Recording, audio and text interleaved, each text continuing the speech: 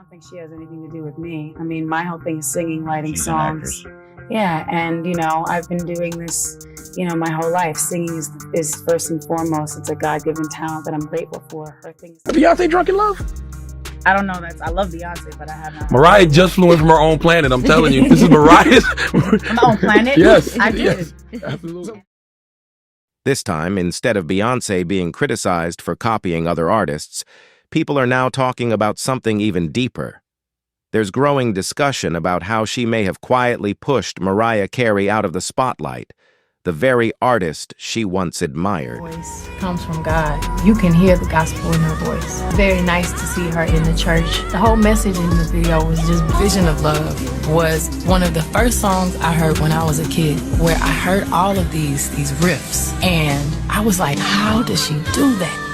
In this little short amount of times, the amount of notes she could squeeze in that one little bar, 2 bars, was fascinating to me. And that's kind of when I started trying it. And it's something that I love to do in my music, but she completely... Let's make it clear, these are just allegations, so no need for the Bayhive to get worked up. But you know what they say? Where there's smoke, there's usually fire. After all, didn't Beyoncé herself admit that people stopped inviting her because she'd show up to gigs and take everything for herself? Everybody gonna want us to go to their shows, Frank. Why?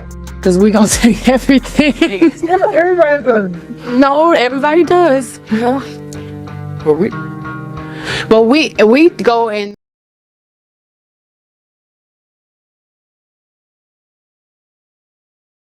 Guess who's claiming that Beyoncé damaged Mariah Carey's reputation? Jennifer Lopez. Yes, the irony isn't lost, especially considering J.Lo's own history with Mariah. But let's dive in. Back in the day, Beyoncé openly admired Mariah, calling her an inspiration and crediting Vision of Love as the moment she knew she wanted to pursue music. Old interviews even show a young Bey fangirling over her. Still, over the years, people began noticing striking similarities. Mariah's style, visuals, and even release strategies seem to echo in Beyoncé's work. Some argue Beyoncé used her growing influence to push Mariah out of the spotlight, a pattern seen with other artists too. From accusations of copying choreography, outfits, and songs, like Amerie's One Thing and Jennifer Armour's Demo, to legal disputes over track rights like Des'ree's Kissing You, the list goes on. Even Beyoncé's iconic Single Ladies was later revealed to have been heavily inspired by Bob Fosse's choreography, and fans have compiled side-by-side videos showing just how much was allegedly borrowed, not just from Mariah, you think so? but from look at others Crazy like in Love Madonna video too. and look at Mariah. Part of love.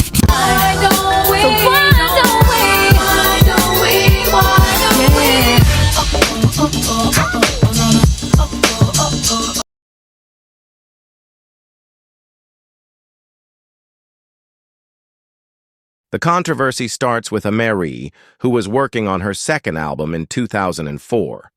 She teamed up with producer Rich Harrison, who had previously worked with both Jennifer Lopez and Beyoncé.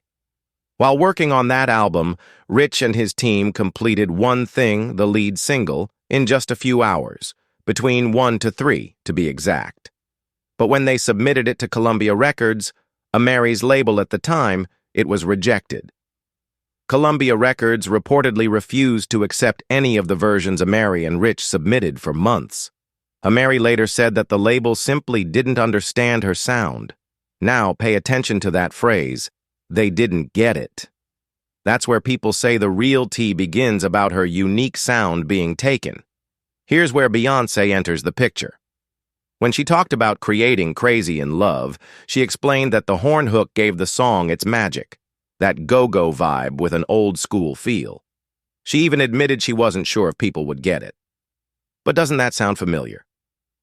Amerie had said the exact same thing, that her old-school go-go-inspired sound wasn't being understood. The Bayhive argues Beyoncé didn't steal Amerie's song because Crazy in Love was released before One Thing. But let's look deeper. Rich Harrison was working with Amerie before he worked on Beyoncé's track, and he was still producing for Amerie when Crazy in Love was created. So the possibility that Crazy in Love was developed from ideas he had while working with Amerie? It's not far-fetched. A song being released first doesn't mean it was written or recorded first. Amerie's influence could have been borrowed long before release dates came into play. Amerie and Rich crafted a unique musical style rooted in the go-go sound of Washington, D.C., where she's from. But once Beyoncé, or her team, caught wind of that style, it's believed her career was overshadowed.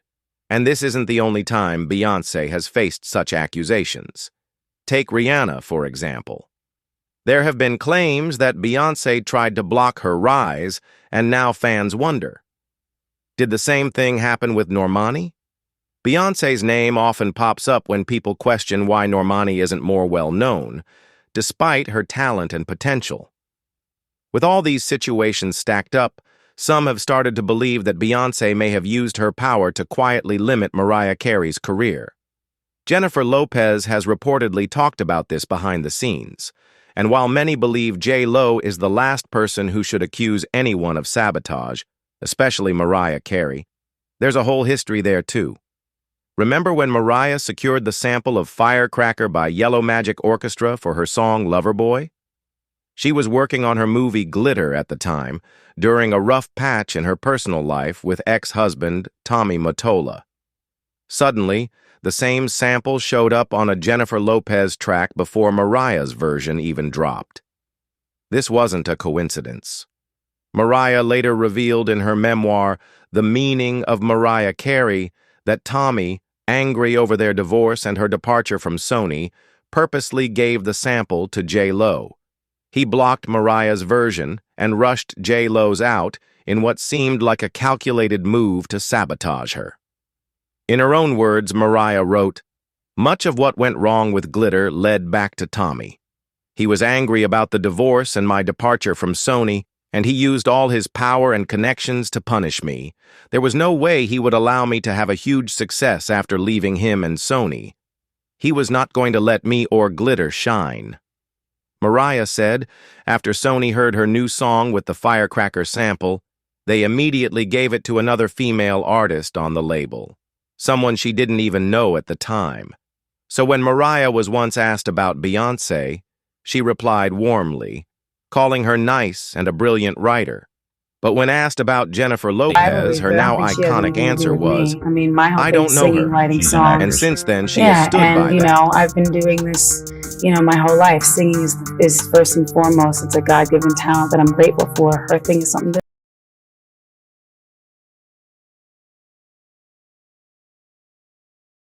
In a Talk magazine interview, Mariah Carey even poked fun at the idea that Jennifer Lopez doesn't sing her own songs. When J.Lo once claimed that she got a full 8 hours of sleep every night, Mariah responded with a sharp comment. She said, "If I had the luxury of not having to sing my own songs, darling, I'd do that too." That line alone fueled years of speculation about who really does the singing on J.Lo's tracks. Now, I'm not entirely sure what's going on here. Maybe Jennifer Lopez is trying to get back in Mariah's good graces by shedding light on the alleged sabotage Mariah experienced. But then why is she also throwing shade at Beyoncé in the process? Could it be that the divas are actually working together on something behind the scenes? Some kind of shared agenda? A project? Or is this just more quiet competition playing out in public view? I don't have the answers yet, but I'd love to hear what you think. Drop your thoughts in the comments below. Let's talk about it.